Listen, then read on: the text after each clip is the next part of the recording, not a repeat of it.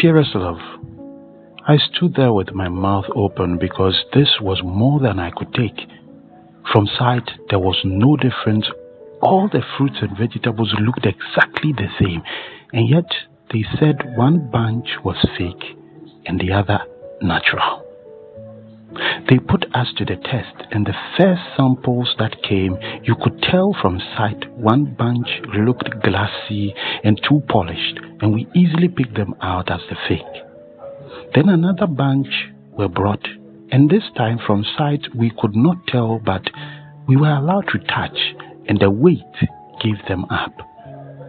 Then another bunch were brought in, and this time we touched, we weighed, and we smelled, and all we knew was that there were two sets of fruits on the table, but by sight, weight, and smell, you could not tell which was the natural and which was the fake.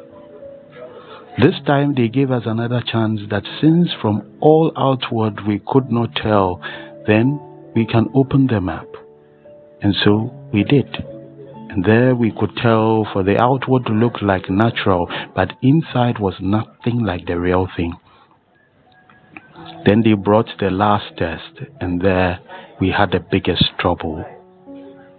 Sight, weight, inside, all looked so perfect and alike that you could not tell which was which, and we were all mesmerized. These product developers were so proud of the achievement of being able to produce something so realistic that no one could tell which was real and which was not. As they gave their talk on their achievements without telling us which was which, one guy continued to look and then said, "I know." He went and picked one sample and said it was the real one. We wondered if he had got it right, and the people looked at each other's faces and asked how he was able to tell. He said, "The natural draws nature. I looked for the one that drew the ants and flies and the one that had flaws." It was a good principle, for it worked. One bunch had flies, and what he showed us, you could see that as the fruits grew, there had been some marks on it and some dark spots. The only fearful thing is, these developers said thank you, and that this was the reason for the exhibition, that they will be able to find where they had flaws to correct till their products looked exactly like the real one. From food to plants, animals and body parts, videos and songs, some people are somewhere working hard at creating what looks exactly like the natural and creation of God, that when you have it, none will know you have the fake.